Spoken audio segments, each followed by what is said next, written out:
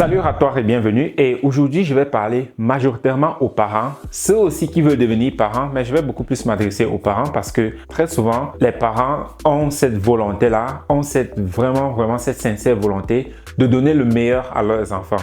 Et beaucoup alors maintenant ne savent pas vraiment c'est quoi le meilleur.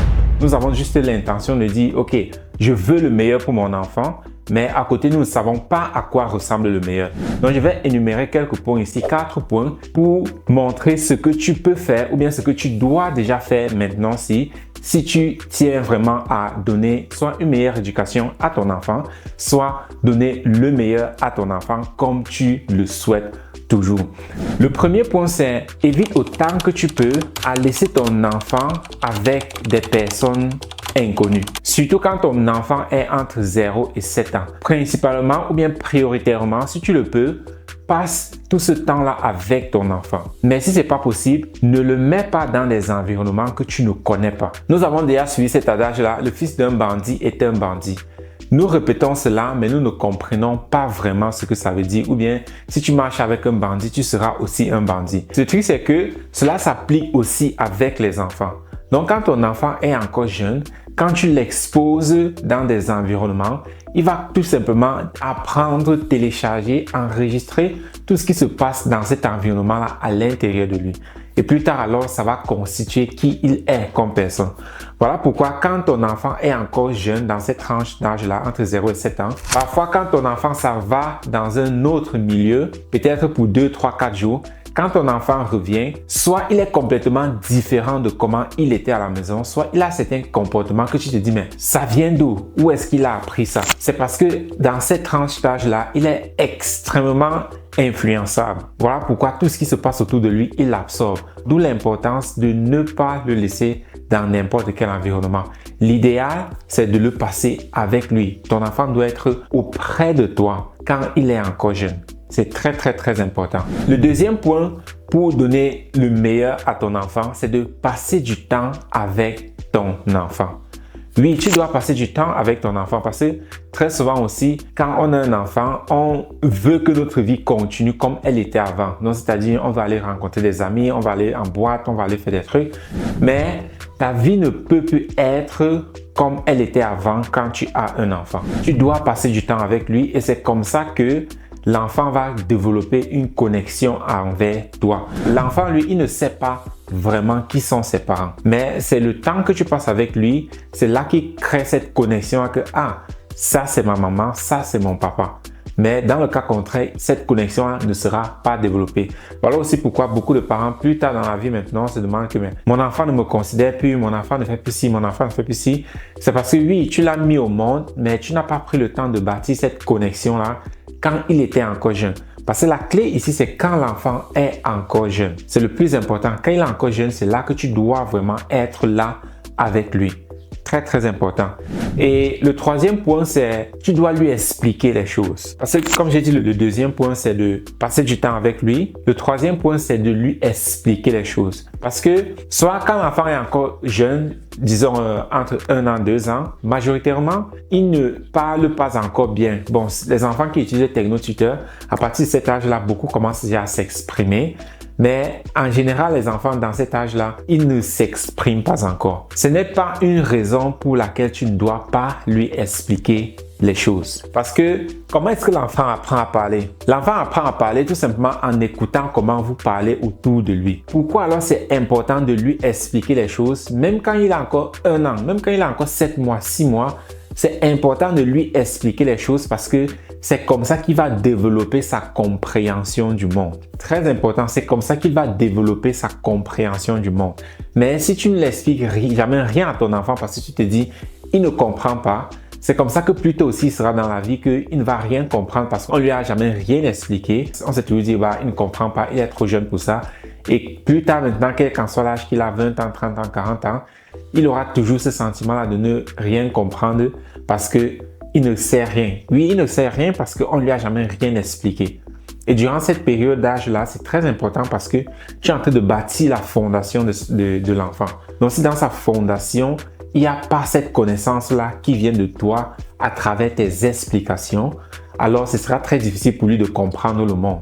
Parce que c'est à la maison avec toi que l'enfant va apprendre c'est quoi la vie, comment vivre. Mais si tout ce que tu fais, c'est dire non, tu es trop jeune, tu ne comprends rien, dans ce cas, il n'aura aucune compréhension du monde. Et c'est très important. Donc, explique-lui tout.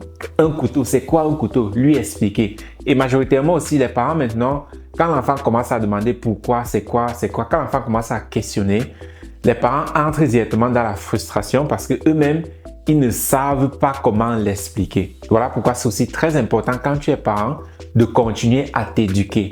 Parce que c'est ton éducation qui va se transmettre à ton enfant. Donc, si tu ne t'éduques pas toi-même pour pouvoir lui expliquer comment le monde fonctionne, lui aussi sera perdu. Il ne va pas comprendre comment le monde fonctionne. D'où ce point-là, de t'éduquer toi-même et de toujours lui expliquer les choses. Tout ce que tu fais, explique-le lui. Parce que très souvent, nous adultes ou bien parents, nous avons je ne sais même pas comment l'appeler, cette pensée-là que l'enfant doit automatiquement connaître les choses. Mais ce n'est pas le cas. L'enfant, c'est un livre ou bien c'est un cahier vierge. Tout ce qui est à l'intérieur ou bien tout ce qui doit entrer à l'intérieur doit être écrit à l'intérieur. Donc, là, quand l'enfant demande les choses, ce n'est pas parce qu'il veut te déranger. Parce que c'est très souvent cet enfant, ah, tu me déranges.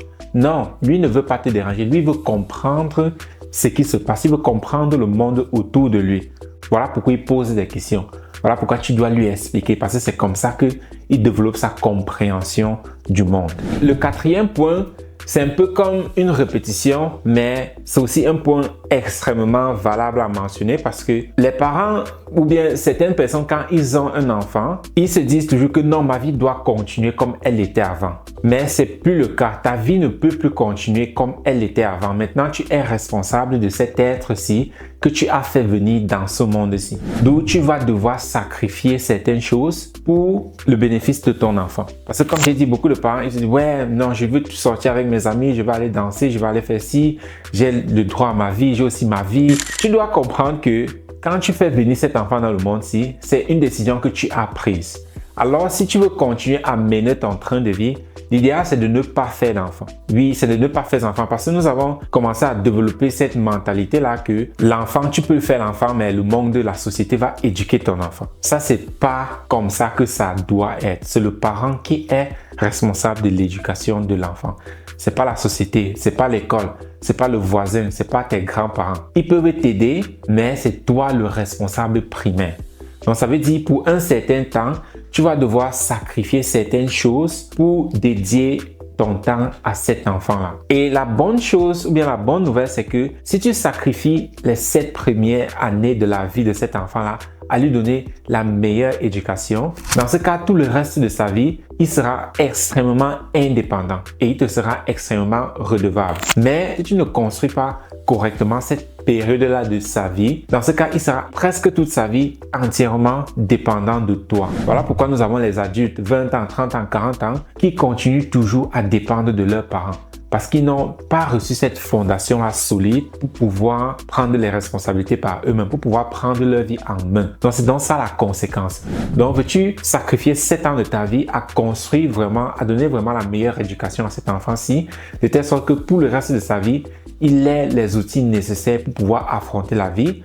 Ou bien veux-tu rien sacrifier et passer toute ta vie à t'occuper de lui ou elle? Parce que ce sera ça la conséquence si ces premières années-ci ne sont pas faites correctement.